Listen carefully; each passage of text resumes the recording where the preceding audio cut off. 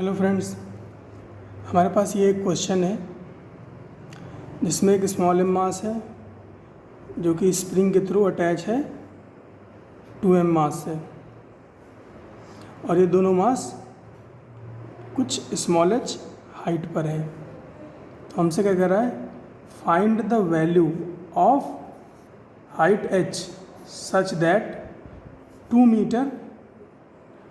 Metre mass just manages to rise above the ground after collision। मतलब ये जो system आप देख रहे हो स्मॉल एम और 2m मास का, इसको ड्रॉप किया गया है h हाइट से। तो पूछा है कि ये h की इस हाइट किस वैल्यू के लिए, इस हाइट h की किस वैल्यू के लिए ये जो 2m मास है ये जस्ट मैनेज कर पाएगा दोबारा ऊपर उठने को। आइए देखते हैं इसका सॉल्यूशन और अच्छे से समझ में आएगा। तो फ्रेंड्स कैसा होगा काम, सबसे पहले इसको ड्रॉप करेंगे इनिशियल वेलोसिटी 0 इसकी भी और इनिशियल वेलोसिटी 0 इसकी भी। अब इसको ड्रॉप किया तो ये क्या आएगा, 2m मास जो है ग्राउंड पे आएगा। अब ये जब ये 2m मास ग्राउंड पे आया तो स्मॉल m चिपक जाएगा। फिर ये जो स्मॉल m मास है उसकी वेलोसिटी कितनी रहेगी, उसकी वेलोसिटी रहेगी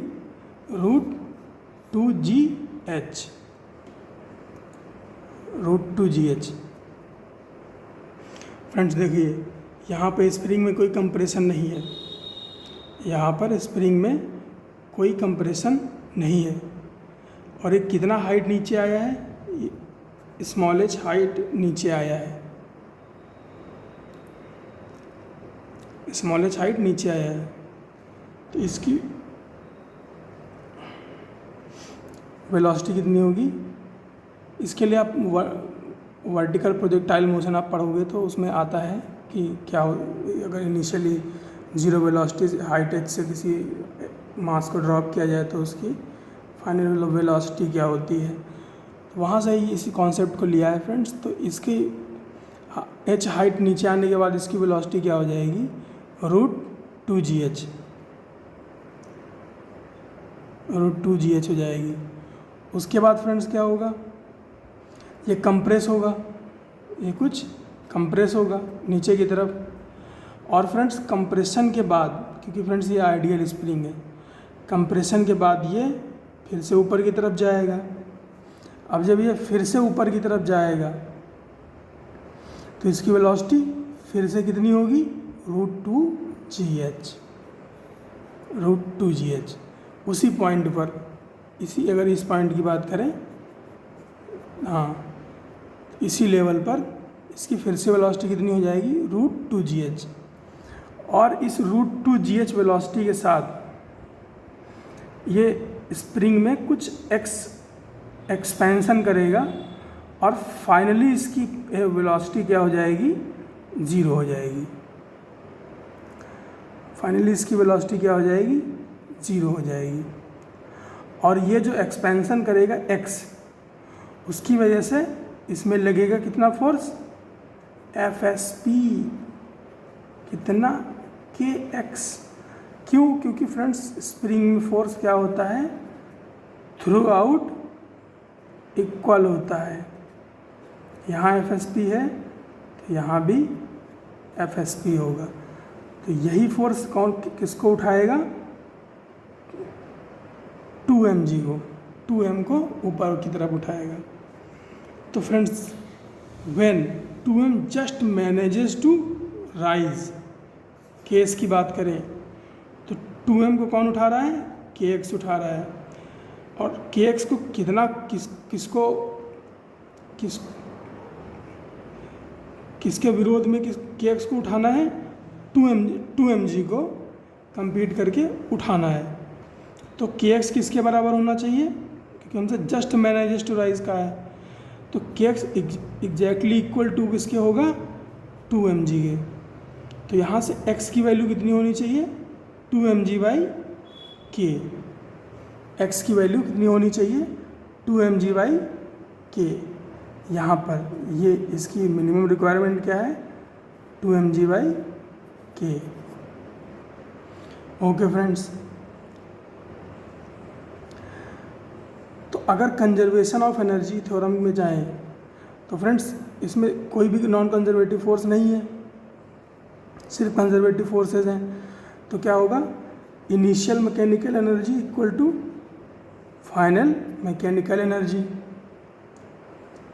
तो इनिशियल फाइनल मैकेनिकल एनर्जी की बात करें तो क्या क्या है, फाइनल काइनेटिक एनर्जी क्या है, 0, ये भी 0 में, ये भी 0 में, दोनों ही ब्लॉक 0 में। और ये जो ब्लॉक है मास m स्मॉल m, ये बेस लाइन से कितना ऊपर गया, बेस लाइन से कितना ऊपर गया, x ऊपर गया, बेस लाइन से x ऊपर गया, तो पोटेंशियल एनर्जी कितनी आ जाएगी, mgx के बराबर आ जाएगी। इसके अलावा स्प्रिंग में एक्सपेंशन कितना हुआ, x² हुआ, तो उसकी वजह से कितनी पोटेंशियल एनर्जी आ जाएगी, हाफ की x² आ जाएगी। और ये हो गया, ये फाइनल केस का हो गया। अब इनिशियल केस की बात करें तो इनिशियल काइनेटिक एनर्जी कितनी है,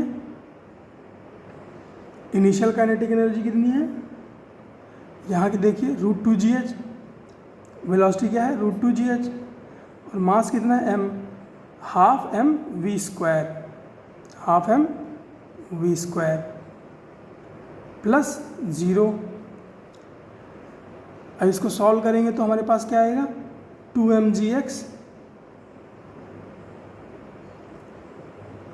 ये 2 इधर आएगा इसके साथ, तो 2mgx, और इसका 2 तो कैंसिल आउट हो जाएगा, तो ये kx² इक्वल टू 2mgh, यहाँ से बन जाएगा 2mgh। अब अगर x की वैल्यू इस इक्वेशन में रखें तो क्या आएगा, 2mgx में ये x रख दिया, इतना 2mg/k प्लस kx², x की वैल्यू रखेंगे तो क्या हो जाएगा, k into 2mg/k equal to 2mgh। अब इसमें देखिए ये k से k कैंसिल आउट हो गया, और 2mg गया, यहाँ से एक 2mg गया, और यहाँ से एक 2mg गया, तो यहाँ पे कितना बचा, 2mg/k और 2mg/k इक्वल टू h। तो h की वैल्यू क्या हो गई, 4mg/k।